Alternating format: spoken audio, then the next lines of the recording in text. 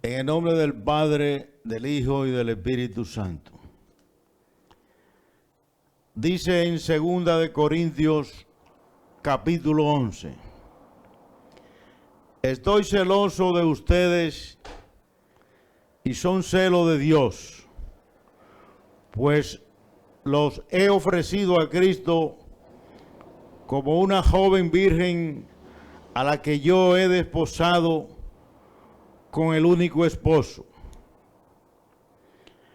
Ahora vienen a predicarles a otro Jesús, no como se lo predicamos, y les proponen un espíritu diferente del que recibieron y un evangelio diferente del que abrazaron. En realidad son falsos apóstoles, engañadores disfrazados de apóstoles de Cristo. Asimismo, leemos en Mateo 28. Al final dice: vayan pues y hagan que todos los pueblos sean mis discípulos. Bautícenlos en el nombre del Padre, del Hijo y del Espíritu Santo, y enséñenles a cumplir todo lo que yo les he encomendado a ustedes. Yo estoy con ustedes todos los días hasta el fin de la historia. Palabra del Señor. Hermanitos, hermanitas, bendiciones y mucha paz. Hoy entraremos en la segunda parte de ese conversatorio catequesis que iniciamos queriendo memorizar, pasar revista, conocer más del origen de nuestra iglesia. Iglesia soy, todos somos iglesia. ¿De dónde viene nuestra iglesia? ¿Cuál ha sido su evolución, su desarrollo? ¿Cuál es nuestra propia realidad como este pueblo nuevo de Dios? El nuevo camino, la nueva Jerusalén, el cuerpo místico de Cristo. Ya nosotros en la semana pasada estuvimos conversando cómo surgió lo que es nuestra asamblea, nuestra convocatoria, esa reunión que al fin de cuentas resumen lo que es nuestra iglesia. Ese conglomerado de fieles y consagrados que viven expectantes en fe, siguiendo la doctrina de nuestro Señor Jesucristo, la iglesia de nuestro Señor Jesucristo. ¿Y qué mejor guía tenemos? Nuestra iglesia. Bien es cierto, sabemos que está dirigida en lo terrenal por seres humanos, y como tal suceden algunos errores, algunas debilidades, pero gracias a Dios que en la viña del Señor hay de todos, pero todo está bajo el control de Dios. Como quiera que fuese, a pesar de esas debilidades, es nuestra iglesia cristiana católica la que más auténticamente emula, sintoniza con ese testimonio de vida, con esa doctrina, con ese evangelio de nuestro Señor Jesucristo. Nuestra iglesia, que es la original, de ella ciertamente, por una serie de factores y de diferencias e intereses, en ocasiones muy superficiales, muy débiles, de ella se han desprendido otras tantas iglesias. Pero la nuestra sigue siendo la original. Las demás hermanitos y hermanitas son copias. Y nuestra iglesia con con mucha satisfacción, nuestra Iglesia Cristiana Católica cuida y exhibe ese prestigio, esa grandeza, esa integridad que, como toda y otras tantas instituciones terrenales, ella es la número uno en gozar, en preservar, en mantener esa estructura íntegra, seria, ese prestigio en nuestra iglesia. Con razón es la iglesia de Cristo. En verdad, somos víctimas como institución humana, somos víctimas de enemigos que precisamente por lo regular son hijos de nuestra iglesia, se desprendieron de nuestra iglesia. ¿Y qué podemos decir nosotros? Aunque nos provoquen, aunque quieran herirnos, lacerarnos, lo más que uno puede decir que ellos mismos deben sentirse avergonzados, ellos mismos deben ser indignos de esa crítica que muchas veces lo hacen por un interés muy personal. ¿Por qué en ese sentido de catalogarlo como indigno? ¿Por qué deben sentirse avergonzados? Que imaginemos nosotros que un hijo o una hija salga a hablar mal, a querer lacerar, herir a su madre. Por lo menos, ya que te desprendiste de ella y no estás de acuerdo con ella, vamos a hacerlo de una manera prudente. Vamos a seguir el protocolo. No vamos a herir a quien precisamente nos formó, nos forjó. Entonces, bueno, que utilicemos la diplomacia, el protocolo, la prudencia, la sensatez. No hay necesidad de herir, de ocasionarle escándalo a esa madre, a esa iglesia que te formó a ti. Al contrario, por gratitud, tú debes tratar de no herirla. Así pues que nosotros es bueno que manejemos todos estos elementos domésticos, todos estos detalles importantes para saber de dónde venimos, qué estamos haciendo, cuál es la necesidad que nosotros tenemos como iglesia para fortalecer ese solo rebaño, esa sola iglesia, junto a ese solo pastor, a ese solo Señor y Padre de nosotros. Porque a fin de cuentas todos somos hijos de un mismo Padre. Un Padre que es totalmente, absolutamente amor, que nos quiere a todos, a buenos y malos. Entonces, como quiera que sea, tenemos que sentirnos agradecidos de ese Padre, porque nos va a proteger, nos va a suplir, aunque le llevemos la contraria. Entonces, hermanitos, hermanitas, nuestra iglesia, queriendo seguir el hilo de aquellos detalles, de esos elementos que más nos tipifican, nos identifican, pues nosotros como cristianos católicos estamos y debemos someternos a un régimen, a una regla, a un catecismo, a una norma de nuestra iglesia como institución. Así como nosotros nos organizamos y aceptamos las normas, la disciplina de cualquier institución, cuando usted va, por ejemplo, a un centro médico, cuando usted, hasta en su propia casa, usted tiene disciplina, usted tiene normas.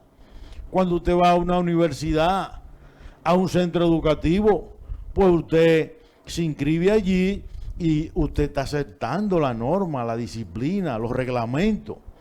Eso también tenemos nosotros como cristianos católicos, laicos y consagrados, organizados en nuestra iglesia, tenemos que honrar obedecer, ser fiel a toda esa norma. Por tanto, es importante que nosotros, como cristianos católicos, asumamos con mucha seriedad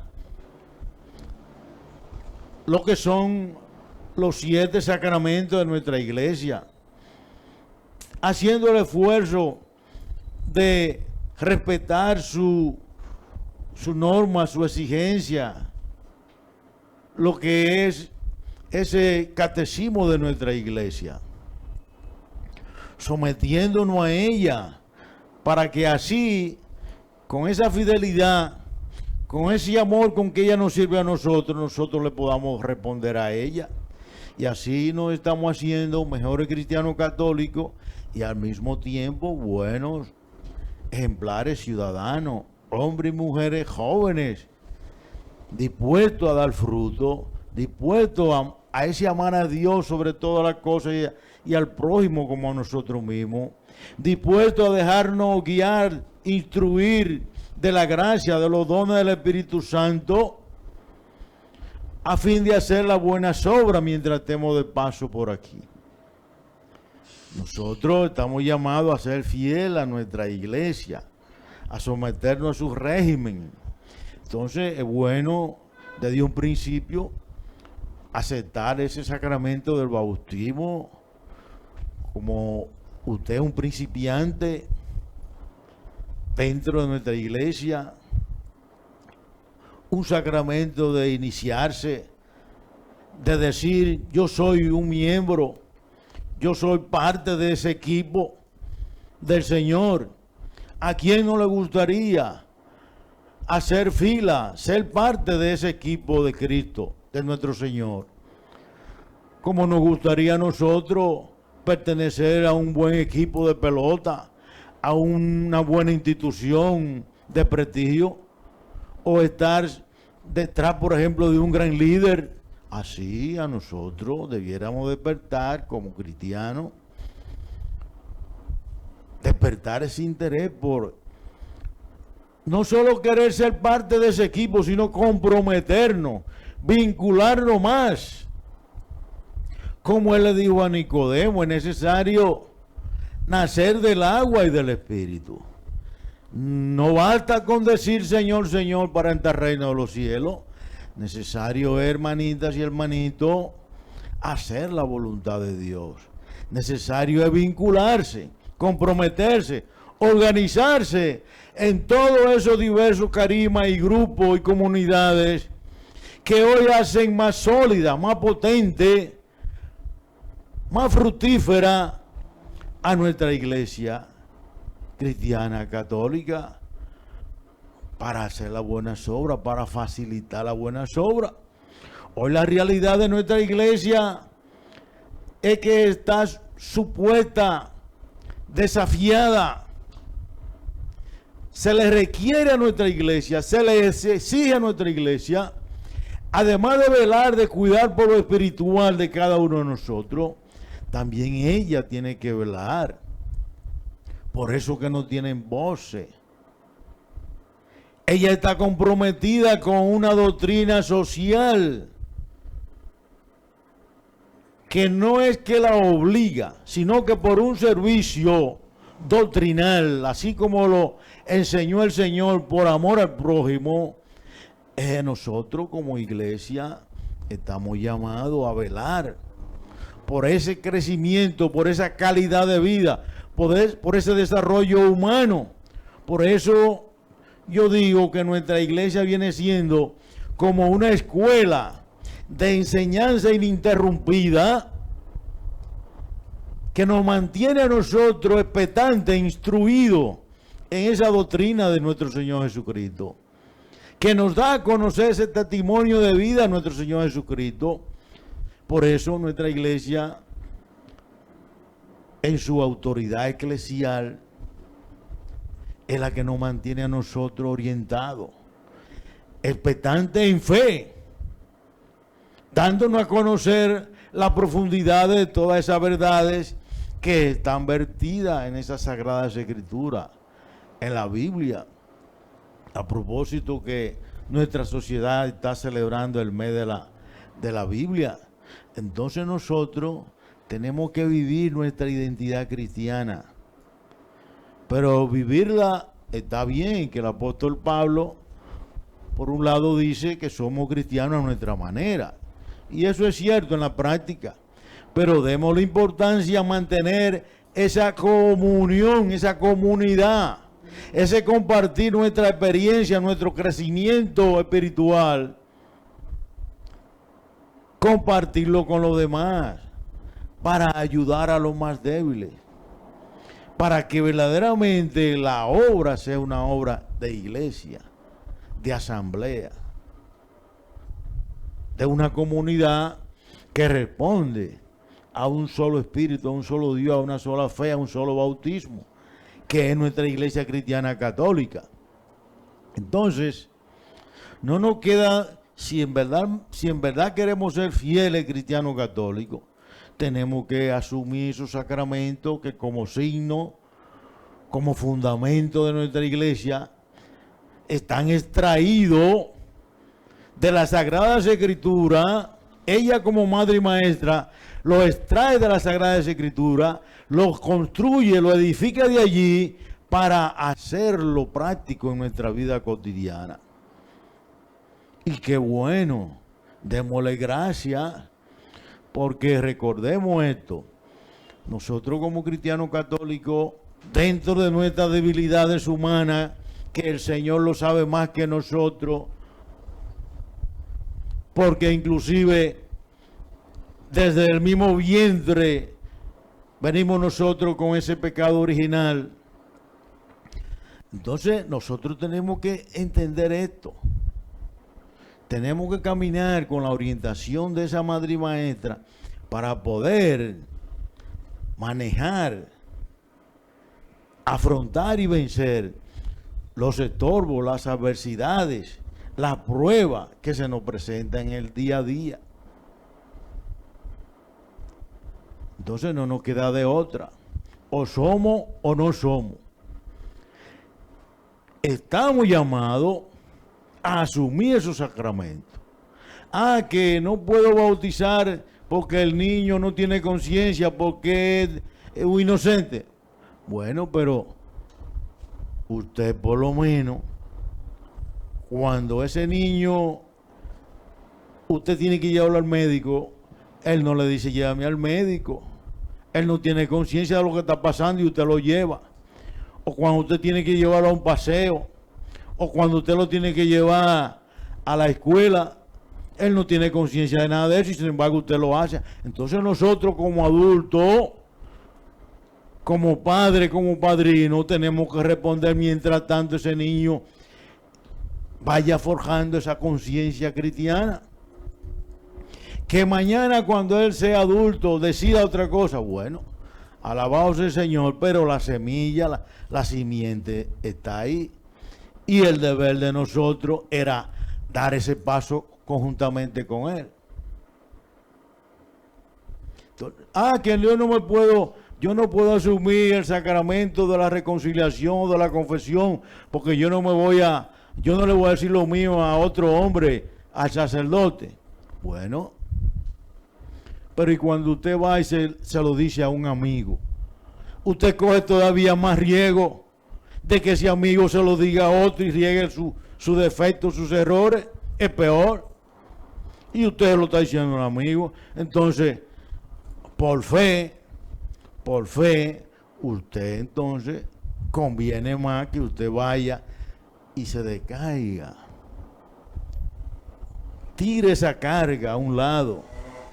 Tíresela a ese sacerdote que en el nombre de Jesús la va a recibir, lo va a perdonar. Usted va al médico y usted no le enseña hasta su cuerpo al médico. Y entonces, ¿por qué usted no puede decirle, consultar como quien dice, pedir perdón? Usted va a ganar como quiera, usted no va a perder nada. Entonces, asumamos en fe estos fundamentos, estos principios, estos sacramentos de nuestra iglesia. que en vez de mal van a hacer bien, porque nos van a enseñar, nos van a facilitar, nos van a habilitar para un mejor conocer y vivir la palabra de Dios, que al fin de cuentas es lo que vale. Entonces ahí está también el sacramento de la Eucaristía, de la comunión. Algo que viene por instrucción directa, por una ordenanza del propio Señor. Y que inclusive en el primer pueblo hebreo, ya desde allí viene estableciéndose esa cena. Ese compartir el cuerpo y la sangre de Cristo. Y Él mismo es que nos dice a nosotros, hagan esto en memoria mía, hasta que yo vuelva. Entonces la iglesia no nos está ofreciendo, no nos está poniendo una camisa de fuerza a nosotros. Ahora vuelvo y le repito, así como con ese orgullo usted dice, yo soy aguilucho, yo soy de esto, yo soy de aquel equipo, y usted respeta la norma de allí, pues también debemos hacer lo mismo aquí, ser obedientes y ser fieles. Y entonces así aparecen otros sacramentos importantísimos en nuestra iglesia. Pasemos ahora a un aspecto físico de lo que son los templos, la estructura, lo que ellos simbolizan para nosotros.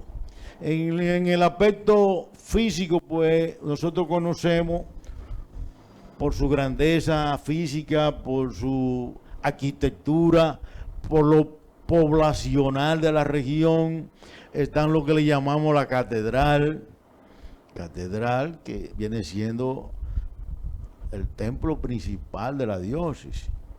Está la basílica, que es otro templo también que goza de cierto valor, de cierta importancia religiosa. Están lo que le llaman la primada, que es cuando reside allí como una autoridad grande de la iglesia metropolitana. Y luego siguen la parroquia, la capilla. Recuerden ustedes que hemos venido evolucionando desde aquel tiempo de aldea patriarcal, donde a veces construían altares para dar gracias a Dios a la intemperie, y luego existían los tabernáculos,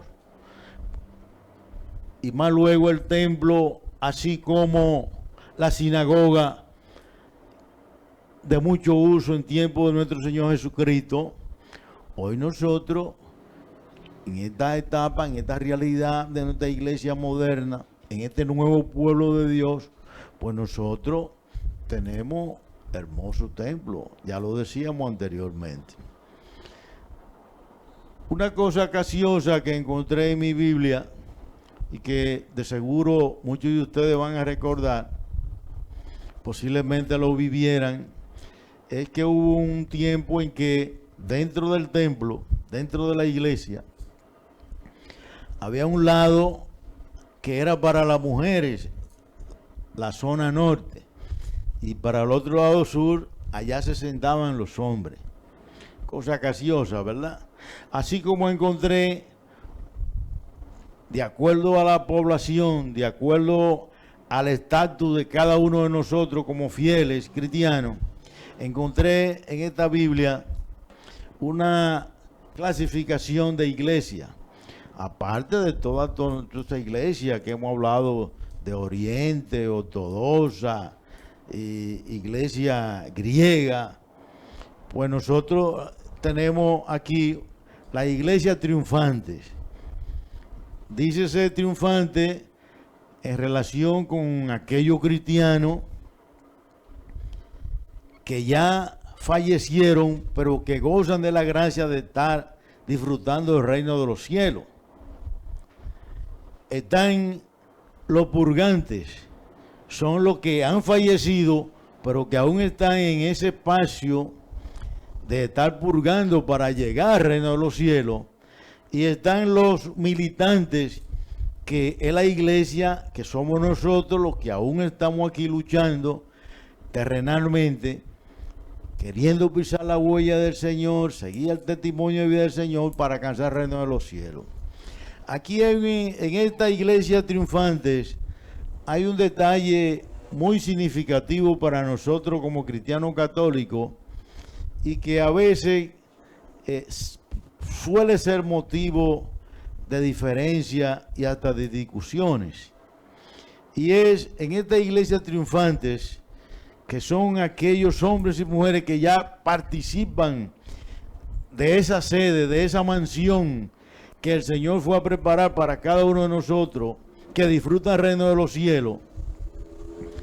Muchos de ellos son santos, llevados al altar de nuestra iglesia como santos. Entonces, ¿cuál es el detalle importante? Que a veces se nos pregunta a nosotros o se nos cuestiona el por qué pedirle a un santo, a una mujer, a un hombre que murió, pedirle que interceda por nosotros. Pero fíjense, recordemos nosotros que Dios, el Señor, es un Dios de vivo. Entonces nosotros en fe espiritual como cristianos, en esa fe tiene que trasladarnos a que nosotros, si bien es cierto que el cuerpo muere y se queda aquí, para Dios espiritualmente, el espíritu y el alma continúan hacia Él, que es el dueño de eso. El alma no muere. Es decir, vamos a continuar vivos. Entonces, esa iglesia de Triunfantes, esos santos que nosotros les pedimos para que intercedan ante Dios por nosotros, con mucho más razón pedirle a ellos que cuando nosotros mismos aquí, Padre, ore por mí, fulano, ora por mí, y somos nosotros pecadores. Pues ya que esas almas están allá cerca de Dios, con más razón pedirle a ellos que intercedan por nosotros. Ven qué interesante ese detalle. Otro punto polémico, emblemático en la vida doméstica de nosotros como cristianos, que a veces nos llama y que encontramos muchas provocaciones en otros hermanos de otra fe, el asunto de las imágenes, de los ídolos. Que nosotros adoramos imágenes, que veneramos. Bueno, una cosa es usted adorar imágenes, postrarse ante las imágenes, ante una foto, ante un material. Y otra cosa es usted entonces entender que hay un solo Dios. Que si bien es cierto, en un momento hay una cita bíblica donde Dios manda a presentarse al pueblo ante una imagen, y que mientras ellos tenían eso como un símbolo, sin adorarlo, sin postrarse, lograban el objetivo. Pero ¿qué sucede? Ellos se extralimitaron y quisieron postrarse, se olvidaron del Dios que le está dando ese bienestar. Y ahí no, y ahí usted está postrándose, adorando ídolos, olvidándose de Dios. Entonces ya eso sí es censurable. Pero porque usted ande, yo no puedo censurarlo a usted, cuestionar a usted, porque usted ande con un retrato con una hija en el bolsillo, o porque usted ande con una papeleta, adorando esa papeleta en el bolsillo. No, usted no. Una cosa es que usted se postre, usted entienda que eso sea un Dios, y otra cosa es que usted le dé su valor, cierta importancia. Entonces, hermanita, nosotros como cristianos católicos, a fin de querer sacarle más provecho a este conversatorio y resumir esta segunda parte, cada uno de ustedes se va a quedar con la tarea de revisar, de hacerse un diagnóstico. ¿Cuál es el comportamiento de cada uno de ustedes? ¿Qué estamos haciendo para fortalecer nuestra fe? Que la fe está en crisis. No, la fe no está en crisis. El que está en crisis es el hombre, esa mujer, Porque que la fe viene de Dios y va hacia Dios. Y nada que sea de Dios puede estar en crisis. Los que estamos en crisis somos nosotros, porque no hemos dejado embaucar. No hemos querido empoderar de todas esas buenas y bonitas ofertas de la modernidad, detrás de dinero, de bienes y placeres. Y nos hemos olvidado de hacer crecer, de cultivar ese granito de fe que Papá Dios ha puesto en cada uno de nosotros. La fe no está en crisis, el que está en crisis es el hombre, somos nosotros. Entonces nosotros tenemos que revisarnos como cristianos. Estamos haciendo lo que es correcto, lo que es debido, donde sea y con quien sea. Estamos deseando para el otro, como dice el Evangelio, lo que nosotros queremos para nosotros. En una palabra, no hacerle al otro lo que no nos gusta que nos hagan a nosotros. Estamos nosotros haciendo el esfuerzo de amar a ese Dios, agradeciéndole, adorándole, glorificándole, tratando de caminar en el Espíritu que Él ha puesto en cada uno de nosotros. Estamos haciendo el esfuerzo de someternos, de ser fiel a la directriz de esa madre y maestra que es nuestra iglesia. Entonces, toda esa pregunta, todo ese cuestionamiento, es bueno que lo tengamos como tarea. Entonces, hermanitas, hermanitos, bueno es pedir a ese Espíritu de Dios que nos llene de toda su gracia y de todos sus dones, para que nosotros emulemos, imitemos esa misión evangelizadora tan laboriosa, tan extensa y sobre todo tan doctrinal de nuestro apóstol Pablo, para que hagamos de nuestra iglesia una iglesia potente, sólida, de una sola fe, de un solo bautismo, de un solo Señor y Padre nuestro. Bendiciones y mucha paz.